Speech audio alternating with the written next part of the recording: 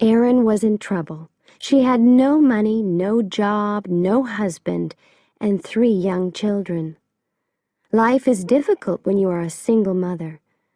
But Erin loved her young family, and she wanted to make their lives happy and comfortable.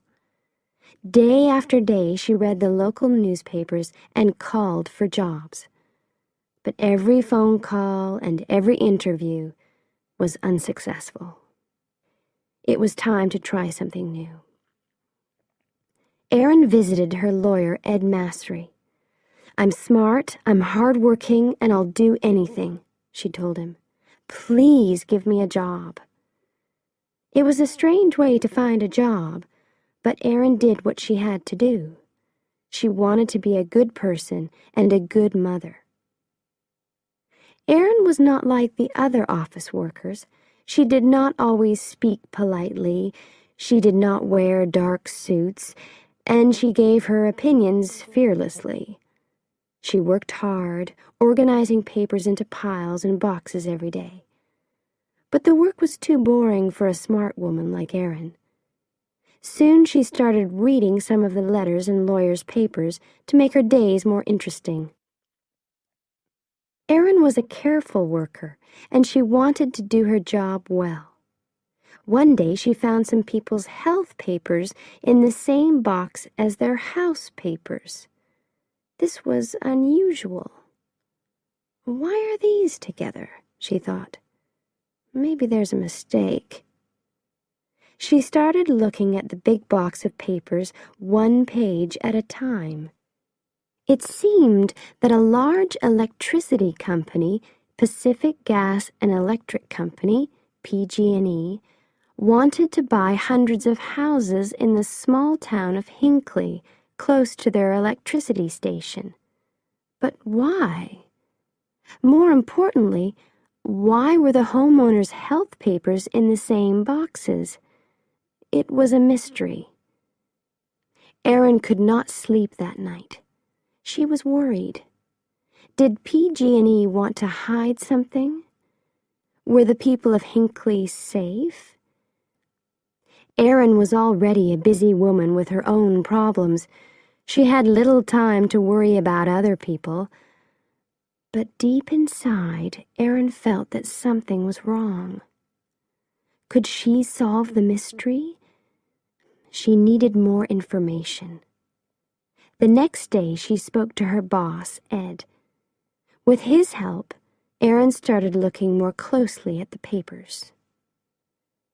Erin discovered more and more strange papers in the Hinckley box. She realized that there was a serious problem. She loved her family and she wanted to spend more time with them. She wanted to see her children grow up.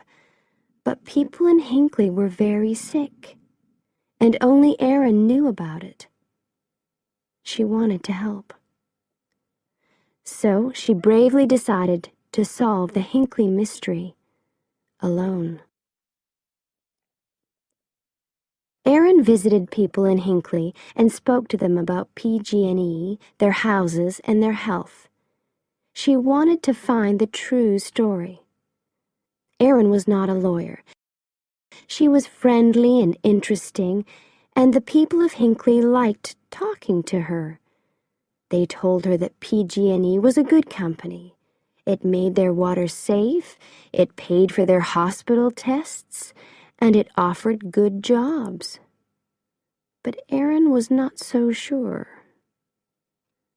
Erin always got what she wanted. Now she needed help and information. She was working alone, but this did not stop her. She called and visited scientists, doctors, and lawyers. She talked to anyone who could help her, and every day she worked hard. At last, she got the piece of information that she really needed. PG&E was poisoning the water near Hinckley. PG&E is one of the biggest companies in the U.S., and people liked and trusted it. But Erin realized that the company told lies. The water was safe, they said. but they were poisoning it. Erin was not important, famous, or rich. She was not even a lawyer, but she decided to fight against PG&E for the people of Hinckley. She knew that she had to help in every possible way. How many people were poisoned in Hinckley? Was anyone in danger? Erin returned to the town to find out. People knew Erin now. They trusted her and they talked honestly about their health problems. Hundreds of people in Hinckley had terrible illnesses, and some were dying. As Erin listened to the great problems and worries in these people's lives, she became very angry. PG&E knew that it was killing people. It was expensive to clean the water from its electricity station, so the dirty water ran into Hinckley's river and drinking water. Now the company wanted to buy the houses and keep the secret. It was not worried about the people who became sick. It was worried about possible payments to those people. Money was a big problem for Ed Massery, too, at this time. Erin's work was important, he knew that. But lawyers only get paid when they win. It was almost impossible for a small local law office to win against PG&E. Ed was afraid. But he was a brave man, too. He trusted Erin, and Erin's courage and hard work carried them through the most difficult times. From start to finish, Erin's work for the people of Hinckley took more than 5 years. During that long and difficult time, Erin and Ed made a great team. As Erin talked to different Hinckley people, her name and face became famous in the town. She had to be careful, though. She did not want PG&E to know about her work. As more people told their stories, Erin got the necessary information. She worked longer and longer hours. She still had a family to look after, too. Her body and mind were tired, but she knew that quick action was important. Finally, it was time to fight PG&E. Erin and Ed sent 634 notices for lawsuits from their small office to the large, expensive offices of PG&E. It was brave, but was it crazy? PG&E was a dangerous enemy. Was this the end for Ed's company? When PG&E received the notices for the lawsuits, its lawyers immediately realized the danger. The sick people of Hinckley wanted a lot of money from the company. More lawyers were brought in on both sides. The lawsuits were too big for Erin and Ed alone. But Erin continued to work on them. The Hinckley people were her friends now. She truly loved them, and she knew more about their lives and problems than anyone. So Erin, Ed, and the lawyers from other companies worked together to do their best for the people of Hinckley. After months of hard work, important lawyers in expensive clothes filled a small courtroom. PG&E bosses sat quietly in their chairs, trying not to look worried.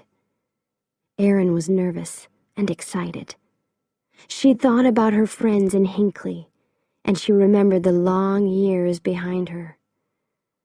As the judge spoke his final words, she listened silently. PG&E had to pay $333 million to the people of Hinckley. It was the largest amount of money for this type of lawsuit in the history of the United States. This also gave hope to other ordinary people and small law offices. And when PG&E stopped poisoning the water at Hinckley, hundreds of people's lives were saved. After their fight against PG&E, Erin and Ed had enough money to stop working forever. But today, Erin is still working for Ed's office. She is not a lawyer. She always liked to do things her own way, and she has not changed.